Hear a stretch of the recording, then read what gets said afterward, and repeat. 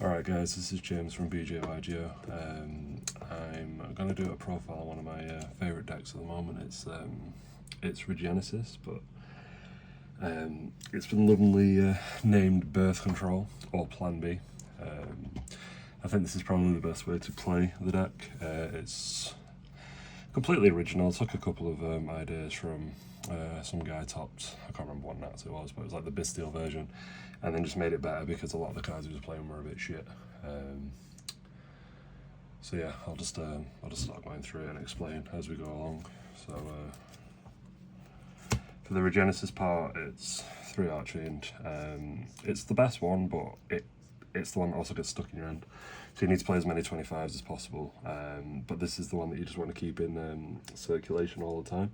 There's some weird plays that you have to do where you kind of can play into draw. The whole point of this deck is to try and not play into draw. I'll explain that in a bit. But sometimes you have to either search the code or the Regenesis before doing something else. So I've actually got, I'm actually playing a Lord to try and alleviate the reliance on, well, the playing into draw anyway, because then you can still get to the spells and stuff, and then have that recursion for the next turn. I'm on 2 Sage. I'm on 2 because I think this is like the next best one. And I just needed some more 25 since I cut down on the Bisteels a little bit. Sage is what you want to get into rotation pretty much straight away as soon as you can. But this deck plays like quite low to the ground. It's basically just trying to rely on the trap and force people into like a really simplified game state. So you start winning on like turn 3, turn 5, turn 7, whatever. So you just need to try and slow them down a bit. And then play one of each of these, just because I wanted to max out on the names. The Dragon's probably the worst one, but sometimes it comes up against Ryzeal. Like this deck's got quite a decent Ryzeal matchup because the summoning condition is just 25s on board. It's not that you have to control 25s. So like both Duo Drive and Detonator fulfill that condition. So basically, Warrior either forces out the cross negate or it bounces the Detonator, because obviously it tributes itself off the board. Dragon can also threaten cross. Lord is the way that I'm playing around Droll if I need to get to one of the spells or traps. Basically, you summon Archfiend, you search this, they draw you, you banish the Archfiend, summon this, and then either set one of the 3 spells or traps, but usually Birth is like the most important one, and then it's probably Cross, then Regenesis. The reason you want to put them in the grave is because obviously the secondary effects mean that if you somehow struggle to recoup your resources, or you're struggling to get a 25 on board, you can use Regenesis to special summon or Code. Code's the E-Telly, watch out the extra deck for 2 turns, and also summons back from the banished. Now, Lord's the main way that you get your Regenesis banished, but there's some things in the extra deck that also do it. And also you can like Birth summons from pretty much anywhere as well, so you get in pretty much everything back. So if you don't have access to Code in the grave and you have access to Birth, you can get the Archfiend back, but most of the time you're probably just using the Book of Moon on it. Regenesis, this is it kind of sucks because it's the way that you lose like playing into draw. But sometimes if you open enough monsters, you just want to go Archfiend search this or Lord search this, activate this so you've got it in grave, so if anything happens and stuff gets stuck in the grave, you can just bring everything back. I played 3 Birth. This card's insane. Like going first against Malice, they have to have an extender, which Sage can stop. So if they have like double extender, then it kind of sucks. But if you Book of Moon the first summon, like it's really fucking good. It's a bit shit into Mitsu, but the soul charge effect as well just makes it so you're really hard to kill. And then obviously everything goes to the grave anyway, so then you get all your recursion back. There's like plenty of videos on here, so you can see like how this plays, but this card is like deceptively strong. And I think that you should be playing 3 of it. I see people playing 1, and I think they're absolutely nuts for it. So yeah, this is probably like the strongest card in the deck, and it's what you want to go for every turn 1. I'll go into the hand traps and non-engine now. This one I'm testing out, but I'm not too sure on it. I'm playing 3 Fua. So it's really good in theory if you go second and you obviously you're against like, I don't know, say something like Mermail or just like maybe even like White Forest and stuff. It's just insane. If you see it going second, it's crazy. But going first, it kind of sucks because you don't really have any ways to discard. There's some things in the extra deck to sort of make some use of it, but it'll just sit in your hand quite a lot of the time, which kind of sucks. So the idea is obviously that you want all your hand traps to do something. So this just being stuck in your hand can really suck. So I think this deck might actually not want to play Charmies, but I don't know. I also feel a bit uncomfortable going into a tournament without having like at least some maxis in my deck. Play 3 Ash. Kind of weak, but you don't really care about Charmies in this deck. Like if they Perulia, that's probably the worst one, but even then you can just give them like 1 draw and pass anyway. But Ash is just like, when it's paired with other hand traps, it's insane. And it's just, I don't know, it's like a sort of catch-all. It's just a good thing to have with unison with other hand traps, basically. 3 Bell stops shit like Call By in the mirror, it stops Birth. And it also, it's got like quite a lot of good hits on Mitsurugi as well. I thought this deck would like really struggle with Mitsurugi, but like the main deck's got quite a lot of hate in it. And in my testing against Mitsurugi, it seems to like just dick it, to be fair. But I don't know if that's just like good variance on my behalf or what. But obviously with Nats around the corner, I think Mitsurugi is probably going to be the deck to beat. So I kind of want to prepare for that. Got 3 draw, same thing. Playing against, well, obviously it's in against Mitsurugi, and just it has like a lot of catch-alls, and I think draw's probably one of the strongest hand traps in this format, which kind of sucks because I fucking hate the card, but you know, you gotta play it. Then I'm on 2 Nib. If I cut down on the Fuas, I'd probably pump this back up to 3. It's pretty good, but again, it's only good if it's paired with stuff. But I had to try and get the count down to 40. I'm at 41, I think. So it was I felt it was like one of the weaker ones to cut.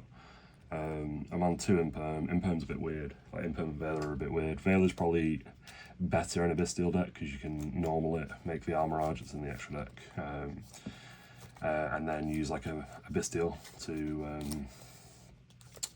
banish it, and then you can make like an SP or something. Just plays a little bit. Does a couple of plays. I'm on 4 different Bestials now. I might cut this down to 3 because Sarene was in here originally because we were playing Lubellion, and Lubellion just plays into Droll. Like, we were playing Lubellion and Regained, but Regained, it was good in theory, but if you ever opened Lubellion, you never had anything to banish to summon it back, so it kind of sucked. So I decided to cut it, and then, well, I went down to 1 and 1 of this, so then if I had this, I could send it and then like bring it back on another turn, but now I've just cut Lubellion completely now. So I might just go down to 3 Bestials, cut the Sarene. That'd put me to 41, but then I can also like think about adding more hand traps in, because I don't necessarily think there's too much difference between like 40 and 42 cards anyway. So that's all the hand traps. And then the only other non-engine in the deck is 3 Extrav and 1 Prosperity. So like one of the strongest plays that you can do in this deck is if you open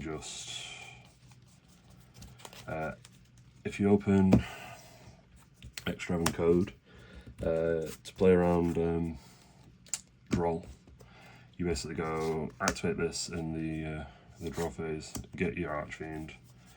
Depending on your hand, but most of the time you're probably going to go for Birth. Or you can go Lord into Birth or whatever you're missing if you've already got Birth, and then obviously your Extrav, you get like your two extra cards. So just off these 2 cards, your board will be set up with the Archfiend, whatever spell trap you need, and then obviously 2 extra cards plus the other 3 cards you'd have in hand. So you'd be like, you basically like what, plus was it +2, +3?